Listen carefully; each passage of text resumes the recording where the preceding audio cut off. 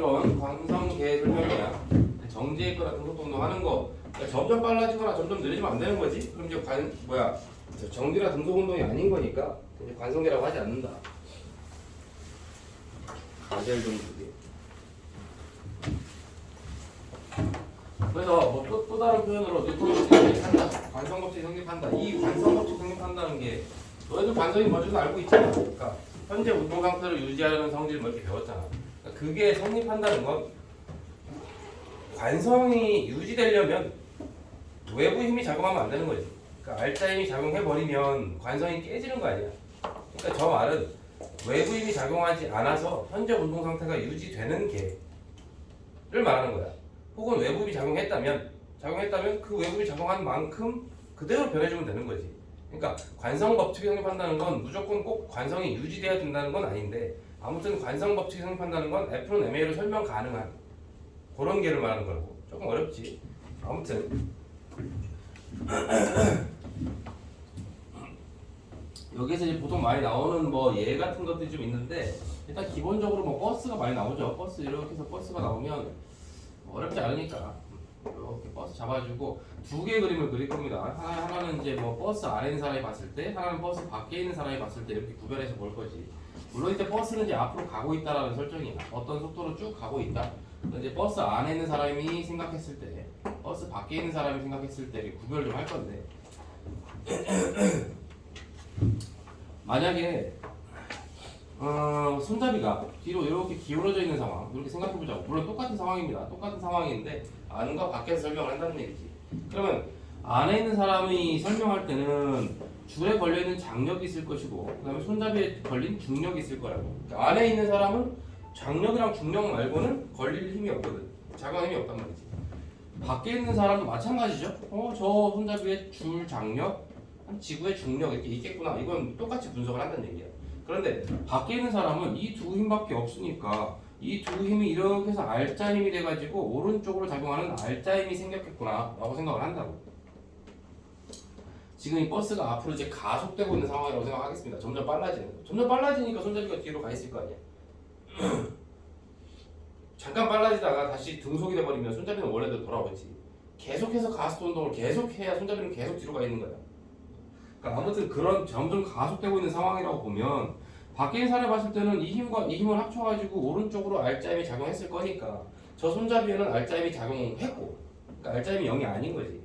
그러니까 이 손잡이는 이 상태에서 오른쪽으로 가속되는구나 라고 설명을 하면 된다는 얘기지. 그죠?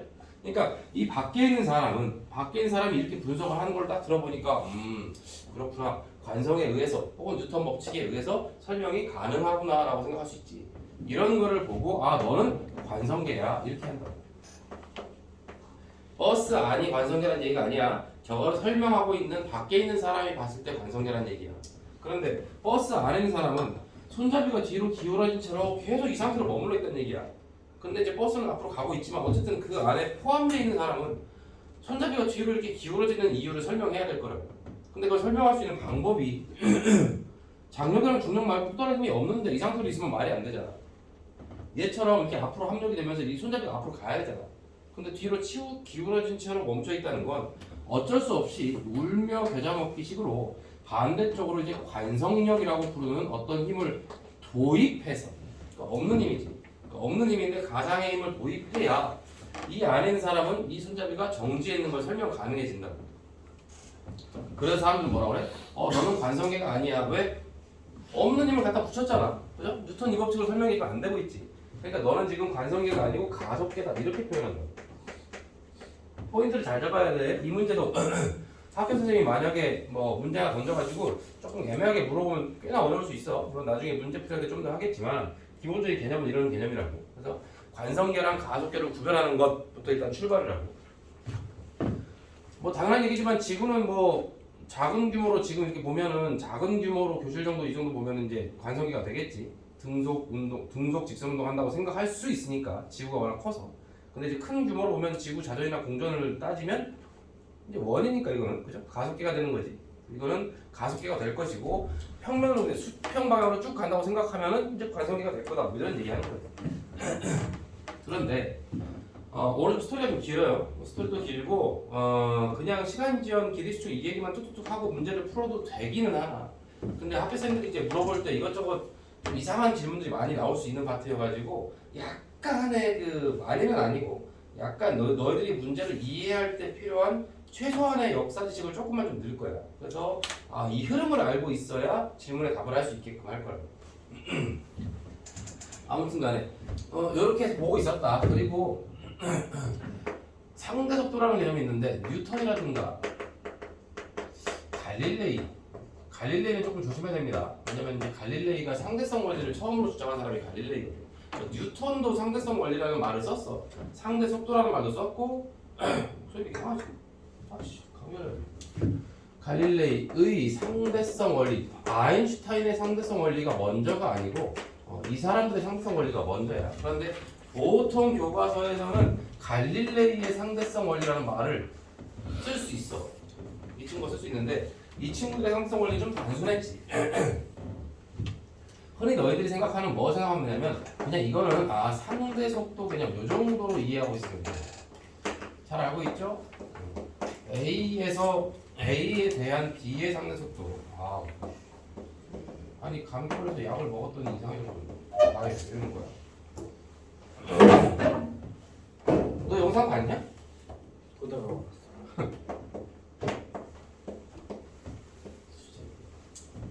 A에 대한 B의 상대 속도 이러면은 상대방의 속도에서 내 속도를 빼면 되는 거지. 그래서 우리가 뭐 맨날 이렇게 하던 것처럼 트럭이 앞으로 가고 있다 이런 얘기하면 얘가 앞으로 뭐 5m/s로 천천히 가고 있는데 이 속에 타고 있는 사람이 공을 앞으로 던졌다. 근데 이 사람의 입장에서 3m/s로 던졌다라고 하면 밖에 서 있는 사람 입장에서는 당연히 저게 3과 5 해가지고 8m/s구나 이렇게 보일 거라는 개념이잖아. 이게 아주 뭐랄까 고전적인 상대성 원리야. 요거를 상대성 원리를 이제 얘기하게 된 이유는 좀 스토리가 좀 있는데 아무튼 이 사람은 8m/s로 보고 이 타고서 지가 3m/s로 던진 사람은 그냥 3m/s로 보일 거야 공이. 우리가 버스를 타고 앞으로 가면 정류장에 있는 사람이 움직이나 안 움직이나? 움직이는 걸로 보이지. 움직이는 걸로 보인다 해야 돼. 실제로 그냥 걸어가는 게 아직 관심 없는 거야. 그냥 움직이는 걸로 보인다는 얘기지. 그러니까 우리가 지금 지구에 살면서 별이 움직이는 것처럼 보이는 거랑 똑같은 거지. 실제로 별도 움직이지만서도. 아무튼간에 그러니까 뭔가가 어느 정도의 속력으로 어떤 방향으로 움직이는지에 대한 얘기는 사실 알고 보니까 내가 버스를 타고 가고 있었는데 알고 보니까 내 버스는 정지해 있고 지구상의 모든 배경이 지나갔을 수도 있다는 거지. 이건 지금 버스와 정류장 얘기를 하니까 너무 극단적으로 보여서 그런 거잖아. 그죠? 뭐 우리 가끔 그런 경험 있지 않아요? 차 타고 이렇게 가다가 잠깐 멈췄는데 옆에 차가 멈췄다 이거지. 근데 옆에 차가 먼저 슥 출발을 하는 거야. 그럼 갑자기 내가 뒤로 간 느낌이 들 때가 있어. 느껴본 적 있나? 그걸 못 느껴봤다고. 순간 내가 뒤로 가면 이런 보면 이제 얘가 이제 앞으로 갈 상황 이런 게 있다고. 그래서 나도 이제 앞으로 그냥 가면 되는 건데. 옛날에 그 경험을 내가 몇 번 해가지고 신호대기하고 가만히 서 있었는데 옆에 차가 쓱 가더라고. 그래서 근데 무슨 급하네. 근데 그때 진짜로 내가 뒤로 가었던 거야. 실제 사건인데 내가 이 브레이크에서 발이 살짝 떨어진 거지. 근데 밟고 있었는데 그냥 이렇게 살짝 떨어진 거야. 그러니까 내 차가 뒤로 슬슬 밀린 거지. 근데 나는 이제 상대 속도라고 생각을 했지. 그래서 아직 멀었는데 근데 갑자기 쿵 하더라고. 뭐야? 뒤차가 내를 박았어. 내려가지고 뭐 하시는 거냐고 따졌는데 정말 지상 최대 쪽팔리게 쪽팔려 지금 생각해도 강남 한복판이었는데 뒷차가 산타페 차주였고 무슨 남자가 선글라스 끼고 앉아있더라고. 왜 들이받냐고.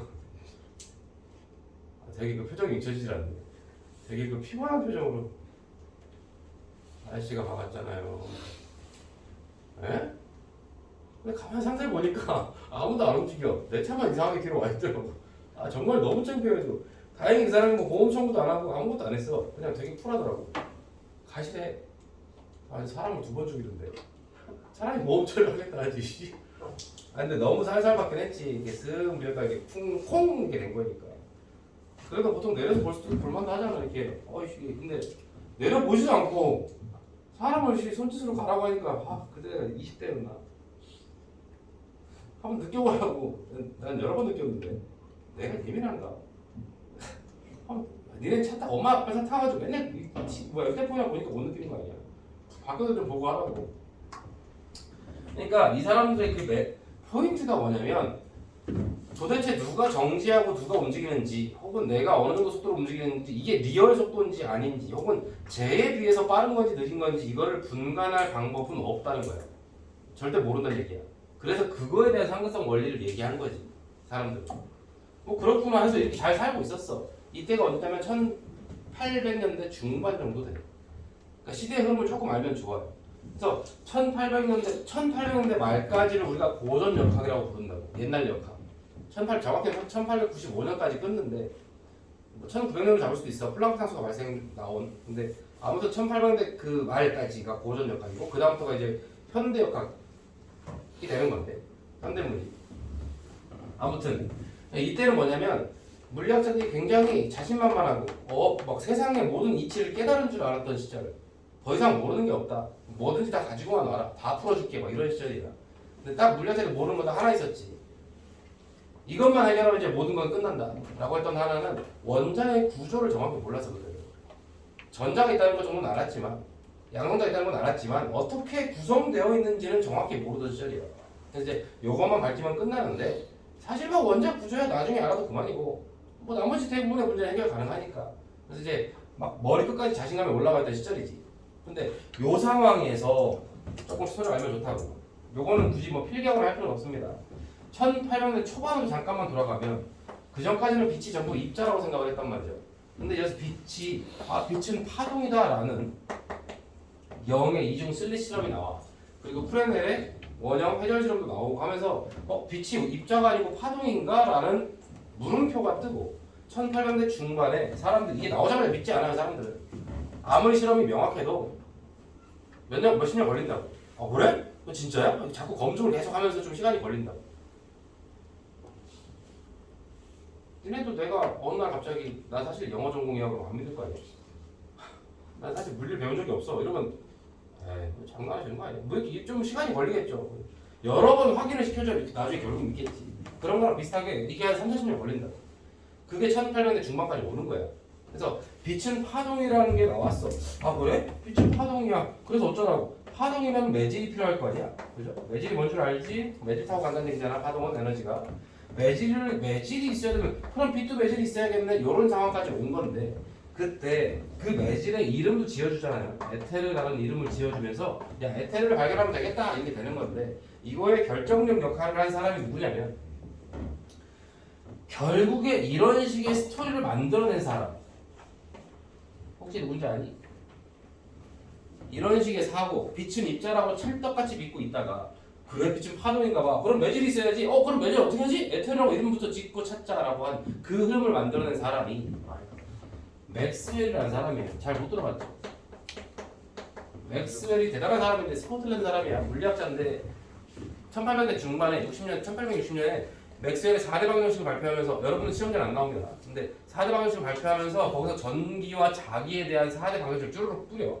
방정식 자체는 굉장히 단순한데 근데 이제 의미하는 바가 어마어마한 그래서 사람들이 전기와 자기에 대해서 이제 이해하기 시작하는 시기야 거기가. 그러면서 이 사람이 뭘 얘기를 하냐면 전자기파라고 하는 개념을 이제 던져요. 감마선, X선 이런 거 있잖아요. 가시광선 이런 거. 그 전자기파를 이렇게 밝혀내고 원리적으로 전자기파의 속력도 구하는데 그 속력이 3 곱하기 10의 8승m/s라는 걸 이제 알게 된 거고. 의미하는 바가 있어. 여러분들 지금 시험 문제 잘 풀으라고 잠깐 배경식 설명해 주는 겁니다. 이렇게 해서 구해봤더니 그 당시에도 얘들 물리학자들은 빛의 속력을 약간 구해오고 있는 중이었어. 푸조부터 해가지고 막 있었어. 많이 있었다고. 그러니까 야 이건 빛의 속도 아니야? 근데 이 사람이 이론 물리학자라서 계산해봤더니 이래저래 유도해봤더니 이렇게 나왔어. 그럼 빛이 전자기파야? 이게 처음으로 이제 생각을 그전까지 몰랐다고. 그러면 사람들이 이건 빛인데 그럼 빛도 전자기파라는 거 아니야? 이렇게 되면서 근데 전자기파는 말 그대로 뭐야? 파동이잖아요. 그럼 빛도 전자기파면 빛도 파동이라는 얘기 아니야? 이렇게 흘러가는 거라고. 그런데 문제가 있어. 맥스웰이 전자기파의 속력을 이렇게 구한다고 해가지고 그렇구나 이렇게 됐다는 얘기지. 물론 이건 진공에서의 속력이야. 근데 한 가지 문제가 뭐냐면 맥스웰이 주장한 이 속력을 구하는 식이 이제 대학교 가서 배울 건데요. 뭐 물리 전공 문제 이건 알 필요 없습니다. 입실론 제로 뮤 제로분의 1 루트 입실론 제로가 뮤 제로라고 하는 건 이제 유전율과 투과율이라고 하는 건데 전기장과 자기장에서 쓰이는 용어야. 너희들 지금 알 필요는 없어요. 참고입니다. 근데 이 식의 의미를 잠깐만 좀 살펴볼게요. 맥스웰이 주장한 전자기파의 속력을 구할 수 있다는 이 식은 수학적으로 전혀 오류가 없었다고. 그러니까 누가 봐도 맞네 이렇게 되는 거지. 근데 문제가 뭐냐면 여태까지는 계속 상대적인 개념으로 뭔가 속력을 재고 있었단 말이지. 그래서 절대적인 기준에 절대적인 속력이라는 건 없다 이렇게 믿고 있었는데 맥스웰의 식을 가만히 보니까 이 식은 의미하는 바가 여러분들 이해하기 좀 어렵겠지만 상대속도 개념이 안 들어있는 거예요. 저거는 다른 어떤 좌표 개념이라든가 기준점 개념이 전혀 없다고. 그러니까 마치 뭐처럼 보이냐면 이게 전자기파 그러니까 빛은 진공에서 관측자와 상관없이 정해져 있는 값이다 라는 것처럼 보인다. 그러니까 이제 이 개념과 너무 이제 안 맞는 거지. 뭔 말인지 알죠? 그래서 물리학자들이 무슨 생각을 했냐면 지금부터 이제 시험 문제겠네요. 그래서 에테르야. 그럼 이제 과학자들은 에테르는 분명히 있어야 될 거야. 매점이 있어야 전달되니까. 그런데 절대적인 속력이 존재한다고? 그렇다면 절대 기준계가 하나 있을지도 모른다. 그러니까 한 번도 그런 생각을 한 적이 없는데 상대적이라고만 생각을 했었는데 에테르가 정지에 있고 정지에 있는 에테르에 그냥 거기에 그러니까 신이 내려주신 아주 절대적인 기준이 되는 어떤 시스템이 있지 않겠냐. 거기서의 속력을 구한 거 아니냐? 이렇게 이제 의심? 이제 뭐 호기심을 갖게 되는 거지. 그래서 마이클슨 몰리가 나오는 거야. 내가 에어컨을 틀지 않았나? 왜 에어컨이 안 나오는 거 같지? 나오네. 가젤. 정신 차려야 돼. 여기 어려워. 얘네 상대적으로는 알지. 시작할 때는 그럴싸했는데 끝날 때 문제 하나도 못 푸는 거. 조심해야 된다고. 어제 애들 수업을 하더니 어려워하더라고 역시나. 근데 아니 뭐 맨 하나만 하는 소리다. 잘 들으나 마나 어려운 건 어려운 거지. 마이컬슨과 몰리 실험이라고 하는 건데 이건 이제 많이 들어봤죠. 요것도 조금 자세하게 할게요. 왜냐면 마이컬슨 몰리 실험 이제 맨날 보는 그림이 시험 문제 나왔어. 근데 시험 문제 보기에 지문에 저런 거 안 배웠는데 이런 게 나올 수 있어서 좀 여기 풀 내용을 다 가겠습니다. 처음에는 마이컬슨 혼자 실험했고요. 나중에 이제 몰리가 달라붙은 거야. 왜냐면 이제 너무 실험 아이디어가 좋아가지고 같이 총 두 번 하는 건데 마이컬슨 몰리 아마 들어봤겠지만 일단 광원이 하나 있죠. 이렇게 빛을 빵 쏜다 이거지. 빛을 쏘면 단색광을 쏩니다. 일부러 단색광을 쏴서 뭐 반 거울이라든가 뭐 뒷면에 은 도금을 약간 한 그래서 반 투명한 거울을 갖다 놨다 해가지고 빛이 이렇게 하는 여기 갔다가 튕겨가지고 위로 갔다가 밑으로 오는 이런 식의 빛이 하나 있고 1번 빛이라고 하죠. 이렇게 그냥 뒤로 투과했다가 갔다 오는 빛이 있지. 2번 빛이라고 하죠. 당연한 얘기지만 여기서 여기까지의 거리랑 여기서 여기까지의 거리는 똑같아야 될 거라는 거지. 이 사람들은 지금 에테르가 존재한다고 보고 있는 거지. 그리고 우주 전체에 에테르가 있을 것이고 그 에테르라는 매질 속을 지구가 공전을 하고 지나가니까 그러니까 에테르는 혹시 정지해 있을지 몰라도 지구가 휩쓸고 지나가 버리면 지구에 살고 있는 우리 입장에서는 에테르가 빠르게 지나가겠지. 버스 타고 가는데 정류장이 빠르게 지나가는 것처럼. 그래서 지구의 공전 방향을 이런 식으로 만약에 잡으면 오른쪽이라고. 그럼 에테르는 왼쪽으로 지나가겠구나 라고 가정을 하고 있는 거야. 지구의 공전 방향을 오른쪽이라는 걸 어떻게 알아요? 이 사람들도 공전 방향은 알았어 그 당시에도. 그래서 일부러 두 개의 축이 있잖아. 지금 1번 방향과 2번 방향 두 개의 축이 있잖아. 두 개의 축 중에 하나의 축은 무조건 공전 방향과 일치하게 세팅을 했다고. 그래서 일치하는 쪽으로 나란하게 한번 갔다 오는 거, 그 다음에 지구의 공전, 그러니까 에테르의 흐름과 수직한 방향으로 갔다 오게끔 일부러 두 개의 축을 만들어서 왕복하게 했는데 당연히 예상한 결과, 많이 들어봤죠? 예상은 뭡니까? 에테르가 존재할 거니까 두 빛의 도착 시간이 다를 것이다 라고 예상했다는 얘기죠. 같은 경로를 갔다 오는데 두 빛의 도착 시간이 다를 것이다 라고 예상한 이유에 대해서 역시 학교에서 시험지 한번 나온 적 있죠. 흐르는 강물 얘기. 이건 한번 여러분들이 직접 풀어보겠습니다. 내가 옛날에 한번 할 때 한번 풀어봐라 라고 하고 풀어주진 않았는데 요거는 언제 시험지에 나와도 이상하지 않으니까 마이컬슨 몰리 실험을 이해하기 위해서 강물에 빗대서 문제를 낸다 이거야. 그래서 강물, 흐르는 강물의 속력이 있을 거야. 강물, V강이라고 할게요. 옛날에 선덕보에서 한번 나왔고 재현에도 한번 나왔었나요? 하여튼 중간중간 한 번씩 띄엄띄엄 보인다는 얘기지. 그 다음에 이제 보트를 타고 왔다 갔다 한다는 설정인데 보트 배. 근데 배를 타고 흐르는 강물이랑 나란한 방향으로 이렇게 갔다 오는 방법 하나. 그죠? 나란한 방법. 그 다음에 흐르는 강물이랑 수직한 방향으로 한번 갔다 오는 이런 식의 두 개지 방향으로 잡고 물론 거리 똑같지. 거리 똑같이 왔다 갔다 하는데 지금 이 흐르는 강물과 나란하게 갔다 오는 배라고 하는 게 여기서의 2번 방향을 얘기하는 거야. 그지? 수직인 건 1번 방향 얘기하는 거지. 그래서 지금 에테르가 뭐가 되는 거야? 얘가 흐르는 강물 역할이 되는 겁니다. 이렇게 해놓고 배의 최대 속력을 이제 V배라고 할 거야. 그러면 지금 이 상황에 수직으로 왔다 갔다 하는 거, 수직으로 왔다 갔다 하는 이 상황은 배의 속력을 이렇게 위쪽으로 잡으면 흐르는 강물 때문에 이렇게 쓸려 내려가 버린다. 그러니까 이렇게 수직으로 갈 수가 없다고. 그래서 무조건 약간 위쪽으로 머리를 잡고 가야 이렇게 똑바로 갈 수 있지. 그래서 수직 방향은 이런 식으로 내가 배의 속력을 이렇게 잡아야 흐르는 강물 때문에 실질적인 배의 이동은 이렇게 해서 갈 수 있다는 거야. 이걸 이제 V 수직 방향에서 수라고 합시다. 직이라고 할까? 직이 낫겠다. 헷갈릴 수도 있잖아. 아무튼 이건 이제 강물의 흐름 때문에 생기는 속도 벡터야. 이렇게 해서 왕복하면 된다는 얘기지. 그럼 여기서 수직 방향의 속력 V 직은 루트 해가지고 V 배 마이너스 V 강 이렇게 되겠지, 그지? 피타고라스 정리 쓰면. 근데 수평 방향에 대해서는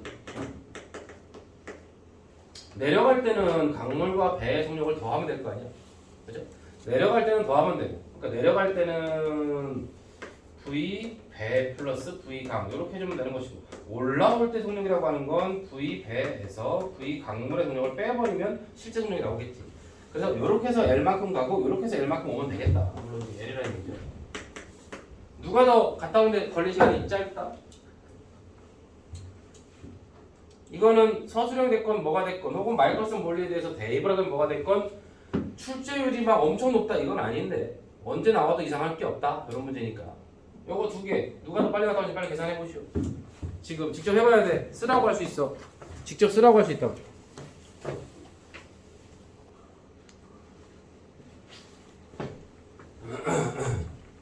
아무튼 뭐 이제 뭐 수직 방향으로 가는 거는 실제 속력이 이거니까 그지? 갔다 오는데 걸린 시간은 t 직이라고 하면 이건 뭐 루트 해가지고 v 배의 제곱 마이너스 v 강의 제곱분에 갔다 오는 거니까 2에 이렇게 해주면 되겠지. 그럼 이 친구도 마찬가지잖아. 이 친구는 어떻게 하면 돼? 내려갈 때는 v 배 플러스 v 강분의 l 이렇게 해주면 될 것이고 올라올 때는 v 배 마이너스 v 강분의 l 이렇게 해주면 전체 총 걸린 시간이 되겠지. 이게 전체 총 걸린 시간 t평이라고 할까요? 이렇게 잡아주면 되겠지. 그럼 t평은 어떻게 정리되겠어? 요거는 한 번은 꼭 해봐야 되기 때문에 어쩔 수가 없죠. 저거 통분하면 어떻게 됩니까? v 배 제곱 마이너스 v 강 제곱. 이거 한글로 쓰기가 좀 이해할까? 2vbl 이렇게 됩니까? 맞죠? 좀 위아래 모양이 안 맞으니까 모양 맞춰주려고 일부러 얘를 v 배로 뺄 거거든요. 뺄 거야. 그리고 나서 여기서는 루트 이렇게 해놓고 1 마이너스 v 강의 제곱 슬러시 v 배의 제곱 이렇게 해주면 되겠지. 맞죠? 그렇게 해놓고 1 이렇게 잡아주면 된다. 얘도 마찬가지입니다. 여기 v 배의 제곱을 뺄 거야. 그러면 위에는 vb랑 약분되면서 vb밖에 안 남거든. 그리고 똑같이 2에 이렇게 만들어집니다. 만들어지고 밑에는 그냥 그대로 1 마이너스 v 강의 제곱 마이너스 v 배의 제곱 이렇게 될 거예요. 그러니까 이렇게 되고 위가 얼마가 될까? 1 이렇게 되겠네, 그지? 그러니까 다른 거 위엔 다 나머지는 다 똑같이 정리가 되는데 지금 내가 파랗게 동그라미 치는 루트가 씌워져 있느냐, 루트가 씌워져 있지 않느냐 요 차이만 발생한다고. 1에서 이걸 뺄 거야. 1에서 이걸 뺄 거면 이 안에 있는 값은 루트 안에 있는 값은 1보다 작은 값이거든. 1보다 작은 값에 대해서 루트 씌운 거랑 안 씌운 거랑 그 차이는 얘기지. 그럼 내가 파랗게 칠한 것만 봤을 때, 파란 동그라미만 봤을 때 누가 더 큰 값이죠? 위에 거 아래 거? 1보다 작은 값에 루트 씌운 거, 안 씌운 거. 누가 더 커?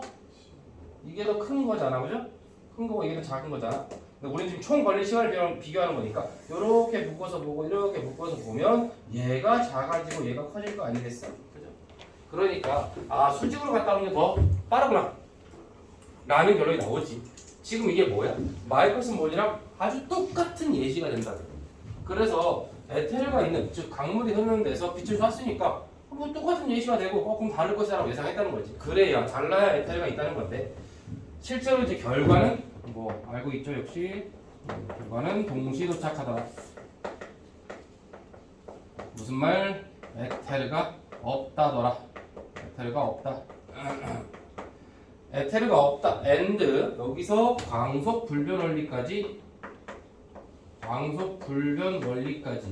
이제 나중에 좀 뭐랄까요? 유도가 되더라. 뭐 광속 불변 원리까지 해서 나왔다 해가지고 요 결과는 굉장히 중요한 거니까 한번 체크를 당연히 해둬야겠죠. 그래서 노벨상도 받았고 마이클슨만 노벨상 받지 몰리는 좀 후속 나중에 좀 합류한 사람이라서 노벨상 못 받았고. 아무튼 이 얘기 스토리는 이제 이런 얘기야. 근데 잠깐 좀 살펴보자고. 여기에서 같은 거리를 갔다 오는데 지금 이 원리 때문에 도착하는 시간이 분명히 1번이 더 빨리 오고 2번이 조금 늦게 도착할 거다라고 예상했다는 얘기잖아. 근데 동시 도착하니까 난감했다는 얘기지. 그래서 에테르가 없다고 했다는 얘기인데 사실은 이 동시 도착인지 뭐인지 이거는 사실은 여기에다가 이제 간섭계를 설치해가지고 이걸 분석한 거거든. 그래서 간섭계 얘기가 나올 수 있어. 간섭계가 뭐냐면 두 개의 파동이 겹쳤을 때 보강 상쇄 간섭에 의해서 무늬가 밟고 오르고 이렇게 나오는 거 말하는 거거든. 그래서 그 밟고 오르고 하는 그 반복된 무늬를 관찰을 하려고 했던 거야.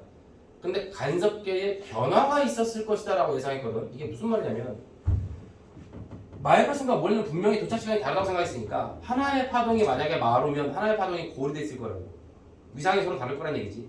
그런 식으로 뭔가 간섭 무늬가 발생돼 있었을 것이고 그 상태에서 이 실험 장치 전체를 회전시켰다. 회전.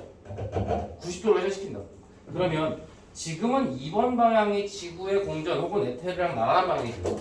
이걸 90도로 돌려버리면 이제는 1번 방향이 날아가는 방향이 될 거 아니야. 그러니까 지금 이 두 개의 포트를 서로 입장을 바꿔버린다는 얘기지. 그러면 지금 아까와는 다른 패턴으로 겹칠 거라고. 그럼 그 둘 사이에서 간섭 무늬가 만들어지고 바꿔더니 다시 만들어지고 이건 당연한 건데 이 사람들 머릿속에는 이 입장 차이를 바꾸기 전과 입장을 바꾼 후에 그 중간 과정이 간섭 무늬가 쓱 한번 위치가 바뀌어야 된다. 그 간섭 무늬의 변화를 보고 싶었다는 얘기지. 근데 얘를 회전시키는 동안 간섭 무늬 변화가 없었다는 게 중요한 거예요. 이렇게 돼버리니까 차이가 없다, 속력 차이가 어떻게 된 거냐 이렇게 된 거지. 엄청 고민했다고 여기서 사람들이. 왜냐면 이 실험 자체는 굉장히 완벽했거든. 굉장히 디테일했다는 얘기야. 실제로 마이클슨이 쓴 이 실험 장치의 이 거리 L은 1.2m 정도, 이 정도 되는 거야. 이 정도 되는 거리 왔다 갔다 했겠지. 근데 혹시 내가 너무 경로가 짧아서 잘못됐나 해가지고 몰리랑 같이 실험을 할 때는 이걸 거울 막 갖다 놓고 8번을 막 반사시킨다고. 따라라라 해서 경로 충분히 길게. 왜냐면 그래야 조금 더 간섭 무늬가 잘 보일 것 같으니까. 근데 그래도 확인이 안 됐다는 얘기지. 그래서 사람들이 고민을 많이 하다가 로런츠라는 사람이 나옵니다. 여기서 로런츠. 로런츠가 뭐라고 주장을 하냐면 좀 약간 좀 뭐랄까 좀 터무니없는 소리처럼 들리기도 하는데 야 원래는 우리 예상은 1번 방향이 좀 더 빨리 오고 2번 방향이 늦게 오는 거였잖아. 그랬지. 근데 똑같이 와버렸어. 망했음. 그런데 어떡하지 그러면 이거 맥스웰의 전자기 파도 만족시키고 이것도 만족시키고 에테르도 있었으면 좋겠고 막 등등 하다 보니까 로런츠가 야 이거 나란한 방향은 에테르가 나란한 방향에 대해서만큼 에테르가 끌림 현상을 발생시켜서 약간 소설을 쓰기 시작한 거죠. 끌림 현상 발생시켜서 이 길이를 단축시키는 효과가 나오는 거 아니야? 이런 이제 아이디어를 이제 가설을 제시한다. 그래서 사실은 이렇게 갔다 온 거지만 이건 에테르랑 나란한 방향이니까 실제로는 한 이만큼밖에 안 갔다 온 걸지도 몰라. 이런 식으로. 얼마큼 수축하는데? 그거? 나도 잘 몰라. 근데 이 정도 로 잡으면 사실 이거는 갑자기 무슨 지어낸 얘기는 아니죠. 물론 유도 과정이 있지만 로런츠 피츠제럴드 수축이라고 부르는 거야. 그러니까 나란한 방향에 대해서 이만큼의 길이 수축이 일어나면 가능하지 않을까. 그래서 로런츠 인자라고 부른다고. 아무튼 간에 이만큼의 배수의 역수만큼 수축이 일어나면 되겠다 이런 식의 아이디어야. 그러면 결국에 똑같이 도착할 수 있는 거다. 그러니까 사실은 에테르가 있는데 나라는 방향으로 수축 현상이 일어나서 그럴지도 모른다라고 가설을 제시한다. 물리학자들이 좋아했을까 싫어했을까? 바보 취급했지. 야 그건 네가 식 대충 껴맞춰가지고 만들어낸 거 아니야. 그래서 껴맞추기 시작해가지고 별로 인정을 못 받는다고 처음에.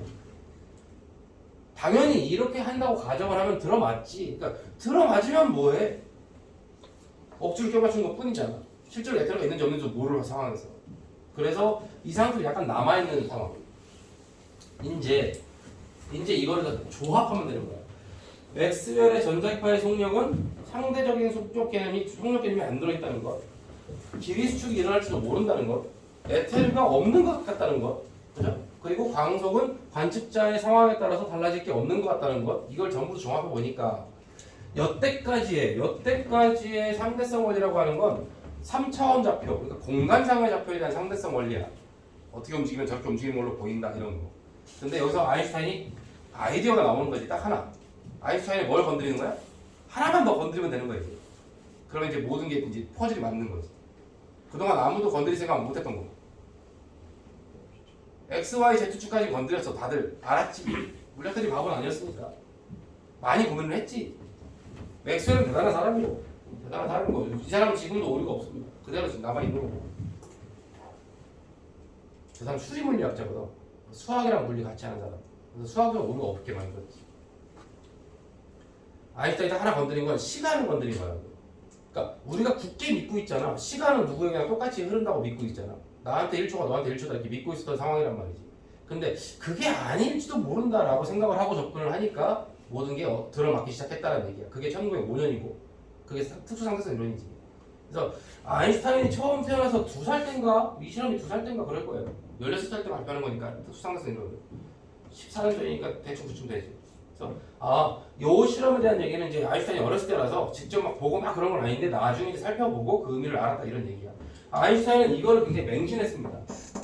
전자기파의 속력이 다른 거랑 상관이 없는 것 같다. 그래서 광속 불변 원리를 마이클슨 몰리 실험이랑 맥스웰 방정식을 통해서 광속 불변 원리를 하나 끄집어내고, 그죠? 그 다음에 에테르가 없다는 거는 뭐 이거라기보다는 에테르가 없고 얘가 광속이 불변하면 누구에게나 똑같으면 이 실험은 자연스럽게 설명이 된다. 그리고 시간축을 건드려 봤더니 로런츠 이 인자라고 하는 게 그냥 막 쓴 게 아니라 했잖아. 그죠? 필수적으로 만들어지는 관계식이어가지고 이것도 그대로 가져오게 되는 거지. 가져왔다기보다는 다시 유도를 하면 되는 거니까. 아무튼 그런 식으로 탄생하게 된다는 거예요. 여러분들 지금 주목해야 될 건 뭐냐면 이거 흐르는 강물 문제 하나 잠깐 좀 체크해두는 게 좋고, 그 다음에 마이클슨 몰리 실험에 대해서 이것저것 물어볼 수 있는데 간섭이 어쩌고 저쩌고 간섭 개가 어쩌고 저쩌고 회전을 시킨다는 둥 말한다는 둥 아니면 뭐 공전 방향, 에테르의 흐르는 방향 이런 것들 있잖아. 이런 것들. 그 다음에 예상치, 결과치 이렇게 해서 한 문제 무조건 나올 것 같으니까 마이클슨 몰리 실험은 무조건 한 문제 나오는 거잖아. 아우 감기약을 먹었더니 어제부터 죽겠네. 그 다음에 여기 있는 거 관성계, 비완성계 구별하는 거 있죠?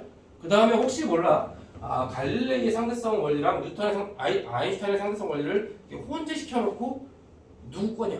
누구의 원리를 설명할 수 있냐 이렇게 물어볼 수 있는 거야. 그래서 뭐 한 2-3문제 정도 잡을 수 있을 것 같으니까 잘 체크해 주시고 잠깐 쉬었다 가요. 일단 목이 왜 이러는 거지?